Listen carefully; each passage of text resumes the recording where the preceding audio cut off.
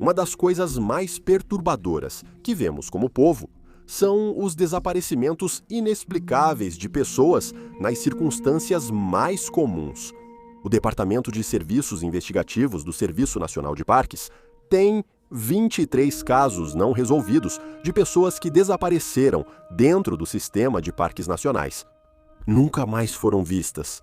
No episódio de hoje, nosso objetivo é lançar luz sobre alguns desses casos não resolvidos enquanto exploramos 3 casos misteriosos do Missing 411 que vão te deixar em busca de respostas.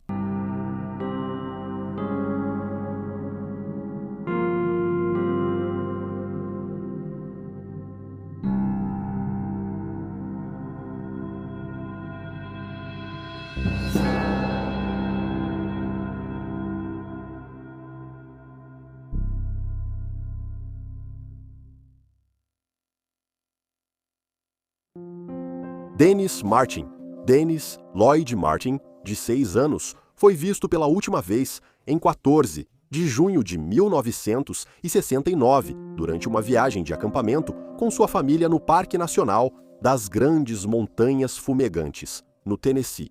A família era de Knoxville, mas todo dia dos pais, Dennis, acompanhado por seu pai, avô e irmão mais velho, visitava o parque por alguns dias, onde eles trocavam histórias e fortaleciam os laços na natureza.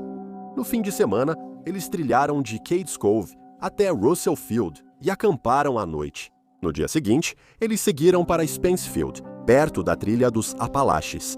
Novamente, eles planejavam passar a noite lá, porém, tudo mudou quando Dennis desapareceu de repente por volta das 16h30. Ele foi visto pela última vez por seu pai, William, correndo para os arbustos para se esconder, enquanto ele, junto com seu irmão e algumas crianças de outra família que acampava nas proximidades, planejavam pular e surpreender os adultos. Dennis, no entanto, nunca apareceu. 5 minutos se passaram e as outras crianças voltaram para o acampamento. Com medo pela segurança do filho, William começou a procurá-lo, correndo pela trilha por quase 3 quilômetros antes de parar. Ele duvidava que o menino de 6 anos tivesse ido muito mais longe sozinho. Pouco depois, os guardas do Serviço Nacional de Parques foram informados sobre o desaparecimento do garotinho e, em pouco tempo, uma busca foi iniciada. Os esforços envolveram a Guarda Nacional e as Forças Especiais do Exército dos Estados Unidos, mas nenhum vestígio de Dennis foi encontrado após o seu desaparecimento. A investigação foi prejudicada pelo clima, o que não ajudou. Uma forte chuva começou logo após Dennis desaparecer, o que fez com que os riachos transbordassem e as trilhas fossem destruídas, provavelmente eliminando qualquer pista que pudesse existir. Até 1.400 pessoas ajudaram nas buscas, embora pegadas tenham sido encontradas, elas foram descartadas porque os funcionários do parque acreditavam que eram de um escoteiro que participava da busca pelo menino de 6 anos desaparecido. No entanto, alguns, como o guarda florestal aposentado Dwight McCarter, acreditam que as pegadas poderiam ser de Dennis. Elas levaram até um riacho e desapareceram, indicando que um dos pés estava descalço, enquanto o outro pé usava um tênis ou um sapato Oxford, sendo este último o tipo de sapato que Dennis usava quando desapareceu. Um artigo do Kingsport Times, datado de 18 de junho de 1969, relatou que um sapato e uma meia foram encontrados por volta das 14h30. Na época em que as pegadas foram descobertas, não está claro que tipo de sapato era, mas relatos indicam que provavelmente era. As buscas por Dennis foram interrompidas após 29 de junho e encerradas oficialmente em 14 de setembro. Até 2022, a busca pelo menino de 6 anos desaparecido ainda é a maior da história do Parque Nacional das Great Smoky Mountains. Após o desaparecimento, William ofereceu $5.000 de recompensa por informações sobre o paradeiro do filho. Apesar das opiniões de médiums famosos, os esforços para encontrar o garoto foram em vão. Em 1985, quase 2 décadas após o desaparecimento de Dennis, um coletor de ginseng procurou as autoridades e disse acreditar que havia visto os restos esqueléticos de uma criança em Big Hollow, uma área dentro do parque. Ele disse que, na verdade, tinha visto os ossos anos antes, mas teve medo de se apresentar por receio de ser processado, já que é ilegal colher ginseng em parques nacionais. Embora os investigadores tenham examinado a área indicada pelo homem, eles não conseguiram localizar nenhum resto humano. Os funcionários do parque acreditam que é mais provável que Dennis tenha se afastado demais do acampamento e sucumbido às condições do ambiente. Na noite em que ele desapareceu, a temperatura caiu para 10 graus Celsius. Também vale ressaltar que há muitos animais selvagens perigosos nas montanhas fumegantes, incluindo ursos e linces, e é possível que ele tenha sido atacado. No entanto, William acredita que alguém levou seu filho, provavelmente devido a uma testemunha que ouviu um grito enorme e angustiante naquela tarde. O menino desapareceu. A testemunha e sua família então viram um homem correndo pela trilha, na direção do grito, antes de entrar em um veículo branco e sair em alta velocidade. O FBI, porém, determinou que não havia evidências suficientes para ligar os dois eventos, observando a grande distância entre onde o homem estava e onde Dennis desapareceu. Até hoje, o destino de Dennis permanece desconhecido. Quando ele desapareceu, ele era um estudante de educação especial, com experiência em trilhas e acampamentos. Ele era visto como alguém sem muito medo e com dificuldades de aprendizagem. Dennis Martin, de 6 anos, foi visto pela última vez em 14 de junho de 1969, no Parque Nacional das Grandes Montanhas Fumegantes, no Tennessee. Ele é descrito como um homem branco, de cabelo e olhos castanhos. Quando desapareceu, ele tinha entre 1,22 metros e 1,24 metros de altura e pesava cerca de 25 quilos. Ele também estava sem um dos dentes superiores da frente na época. Ele foi visto, pela última vez, vestindo uma camiseta vermelha, shorts verdes de caminhada, meias brancas e sapatos pretos tipo Oxford de cano baixo. Se Dennis ainda estiver vivo, ele terá 61 anos de idade. Se você tiver qualquer informação sobre o desaparecimento de Dennis, pode entrar em contato com o Departamento de Investigação do Tennessee pelo número 615-700 e 44-400.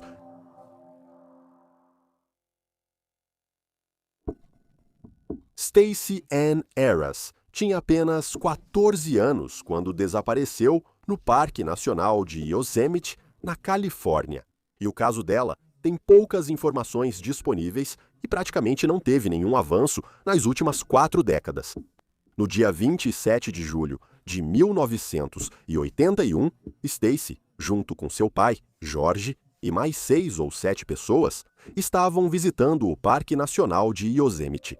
Ao chegarem a um grupo de cabanas destinadas à pernoite no acampamento Sunrise High Sierra, o grupo amarrou seus cavalos e entrou para se refrescar. Stacey tomou banho, trocou de roupa e, munida de sua câmera, saiu da cabana. Planejando sair para tirar fotos, a jovem de 14 anos pediu ao pai que a acompanhasse em sua caminhada, mas ele recusou. O projeto Charlie relata que, em vez disso, um senhor chamado Geraldo, que fazia parte do grupo, foi com ela. Os dois foram vistos caminhando ladeira abaixo em direção ao lago, e o senhor foi visto sentado em uma pedra enquanto o grupo com quem estavam observava de cima. Stacey foi vista pela última vez indo mais em direção ao lago, passando por trás de algumas árvores e desaparecendo de vista depois de um tempo. Quando Stacey não voltou, Gerald voltou ao acampamento para avisar os outros. Ele perguntou a um grupo de caminhantes da mesma direção se tinham visto ela, mas eles não tinham. A garota de 14 anos havia desaparecido no ar. Assim que as autoridades do parque foram alertadas sobre o desaparecimento, uma busca extensa foi realizada. Ela iniciou com os funcionários do Sunrise e o Serviço Nacional de Parques juntou-se na manhã seguinte.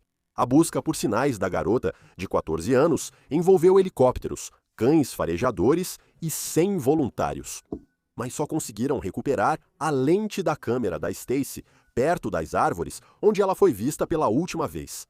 Nenhum sangue foi encontrado, nenhuma bituca de cigarro foi recuperada, apesar de Stacey ser fumante e sua câmera ainda estava desaparecida. 12 dias após o desaparecimento, as buscas foram encerradas. Nos meses seguintes, vários relatos afirmaram que Stacy havia sido vista no Colorado e no Oregon, mas nenhum desses avistamentos jamais foi confirmado. Stacy, de 14 anos, nunca mais foi vista. Ela foi vista pela última vez em 17 de julho de 1981 no Parque Nacional de Yosemite, Califórnia. Ela é descrita como tendo 1,65 metros de altura, branca, com cabelo loiro e olhos azuis. Na época do seu desaparecimento, ela pesava 54 quilos, era fumante e usava aparelhos ortodônticos finos na parte superior e inferior dos dentes. As orelhas dela são furadas. Quando desapareceu, ela estava vestindo um corta-vento bege claro com capuz, uma blusa de malha branca com decote quadrado de renda, shorts com listras verticais azuis intermitentes e listras de meia polegada em vinho e branco, tamanho 85 ou 9, botas de caminhada cinza com solado de borracha Vibram, uma tornozeleira dourada de 2 voltas e possivelmente brincos de bolinha azul. A câmera dela era da marca Olympus e tinha uma alça de pescoço bordada multicolorida, e ela também pode ter carregado chiclete e cigarros. Ela também estava com binóculos. Se Stacy ainda estiver viva, ela terá 56 anos de idade. Se você tiver qualquer informação sobre o desaparecimento dela, pode ligar para o Centro Nacional para Crianças Desaparecidas e Exploradas no número 180-084-356-78. Dior Kunz Jr., Dior Jo Kunz Jr., de 2 anos de idade, foi visto pela última vez no condado de Lemhi, Idaho, em 10 de julho de 2015, na companhia de seus pais, Jessica Mitchell e Vernal Dior Kunz Sr., junto com seu bisavô Roberto Walton e o amigo de Roberto, Isaac Reinwand. Juntos, a família estava acampando no Timber Creek Campground, em uma área montanhosa remota, a cerca de 16 quilômetros a oeste da cidade de Leodore. Durante esse período, Jessica estava cuidando de seu avô, e todos eles decidiram fazer a viagem de acampamento. Partindo na noite de 9 de julho, depois que Vernal terminou o trabalho, o acampamento só é acessível por uma estrada de terra rochosa e, segundo relatos, leva entre 45 minutos a 1 hora para percorrer à noite. Quando a família chegou ao acampamento, já estava escuro. Vale notar que a família afirmou que, durante a viagem, eles pararam em vários lugares pelo caminho, incluindo o restaurante Silver Dollar, em Leodore, que estava fechado, um posto de gasolina e uma loja de conveniência para pegar alguns itens para a viagem. Mas nenhuma testemunha viu Dior durante essas paradas entre 10h30 e 11h no dia seguinte. A família tomou café da manhã e Jessica pediu para Vernal voltar às lojas, pois ela tinha começado a menstruar. Ela e Dior foram com Vernal nessa viagem e recibos mostram que o casal fez várias paradas. Jessica lembrou que, em uma das lojas, o Stage Stop, um homem ficou encarando constantemente seu filho pequeno. No entanto, mais uma vez, nenhuma testemunha lembra de ter visto Dior nessas visitas. Quando os investigadores localizaram o homem, ele nem lembrava de ter visto a família ou o garotinho naquele dia. Dior desapareceu mais tarde naquela tarde, depois de ter retornado ao acampamento com seus pais. Embora os adultos presentes na época tenham dado relatos contraditórios sobre o que aconteceu. Por volta de 13h30, Jessica, Vernal e Isaac foram até o riacho onde Isaac pescava. Deixaram Dior com Roberto. Segundo entrevistas, a família afirmou que Dior deveria estar tirando uma soneca à tarde. Mas Jessica também afirmou que o viu debaixo de uma árvore comendo doces e que seu filho não quis ir até o riacho, preferindo a companhia do bisavô. Jessica disse que Roberto contou que Dior brincava feliz sozinho sob uma árvore. Roberto afirmou à imprensa que não se lembrava de ter sido pedido para cuidar de Dior. No entanto, ele depois esclareceu que pode ter esquecido ou não ouvido o pedido. A família percebeu que Dior estava desaparecido entre 2h e 14h20, quando Jéssica e Vernal voltaram para o acampamento e não o viram. Segundo Roberto, ele desviou o olhar do menino por um instante e, ao olhar de novo, ele havia sumido. Presumiu que o menino de 2 anos foi ao riacho ver os pais. Jéssica disse que pescavam há 5 minutos, enquanto Vernal afirmou que já estavam há 15 a 20 minutos antes de voltar ao acampamento.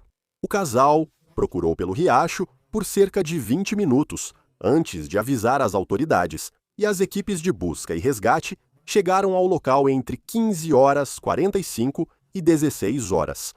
Em 2 dias, mais de 200 pessoas estavam procurando por Dior. As autoridades utilizaram um helicóptero, quadriciclos, cavalos e cães farejadores para ajudar nas buscas, mas não encontraram nenhum vestígio. Dior deixou para trás seus pertences mais preciosos, incluindo seu copo de cobertor e seu macaco de brinquedo. Seus pais disseram que ele nunca ia a lugar nenhum sem eles.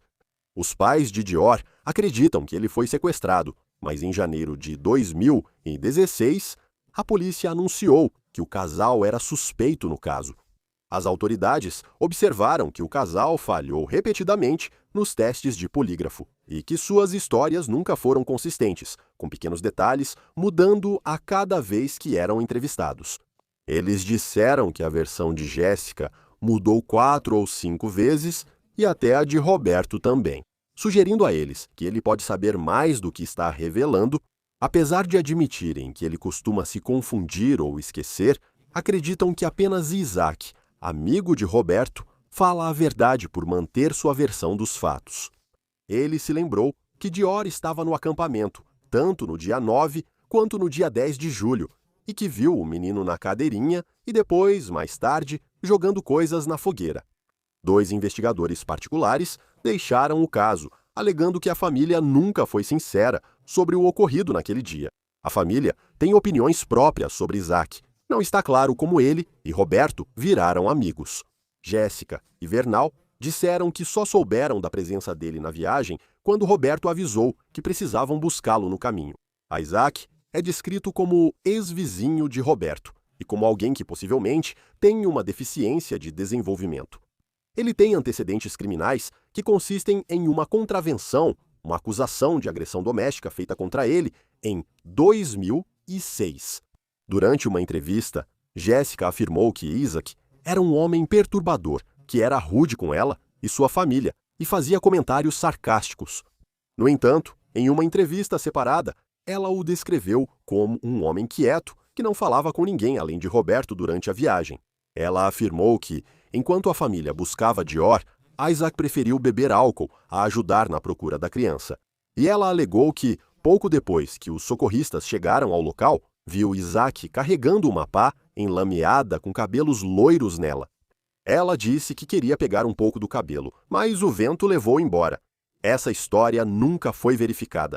Jéssica também alegou que um funcionário do Stage Stop disse a ela que, por volta das 18h do dia 10 de julho, um homem desleixado entrou na loja com uma criança loira chorando e comprou doces.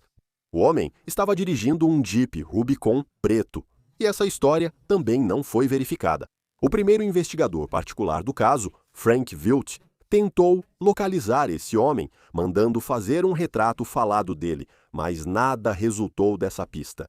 Após serem apontados como suspeitos no sumiço de Dior, Vernal e Jéssica tiveram o relacionamento desfeito.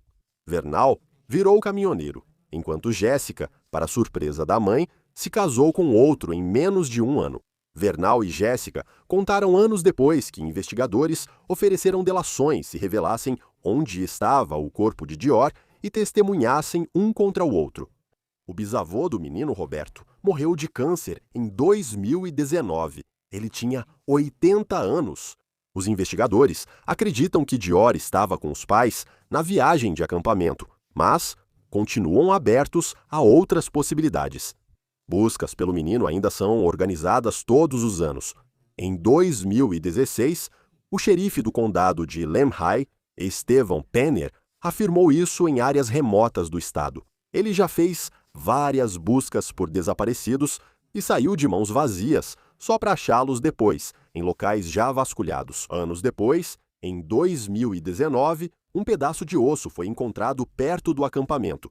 Porém, testes realizados pelo FBI revelaram que não era humano. A última atualização do caso foi em agosto, quando Philip Klein, ex-investigador particular, que havia desistido, foi contratado para investigar o desaparecimento do garoto. Ele acredita que os pais de Dior sabem o que aconteceu com ele. O próprio Klein, porém, não tem uma reputação muito boa. Ele foi acusado de assédio e até teve um processo por difamação movido contra ele e sua empresa em 2014. Da mesma forma, após sua saída da investigação Coons, Vernal e seu pai entraram com um processo contra o detetive particular. No entanto, grande parte do caso foi arquivada em 2019. O pequeno Dior, Jay Coons Jr., de 2 anos, foi visto pela última vez no acampamento Timber Creek, no condado de Lamb Idaho, em 10 de julho de 2015. Ele é descrito como um menino branco, loiro de olhos castanhos, com cerca de 91 centímetros de altura e 13 quilos na época do desaparecimento. Quando foi visto pela última vez, ele usava uma jaqueta, com estampa camuflada, calça de pijama azul, meias xadrez verdes e pretas, e botas de cowboy marrons, com estampa camuflada em marrom mais claro. Ele tem uma marca de nascença na nuca e o apelido de Pequeno. Se Dior ainda estiver vivo, ele terá 10 anos de idade. Se você tiver qualquer informação sobre o caso de Dior, pode entrar em contato com o departamento do xerife do condado de Lamb pelo telefone 208-756-8980. E aí estão os fatos. Por favor, deixe um comentário aqui embaixo com suas próprias teorias e especulações. E lembre-se de curtir este vídeo e se inscrever para apoiar o canal.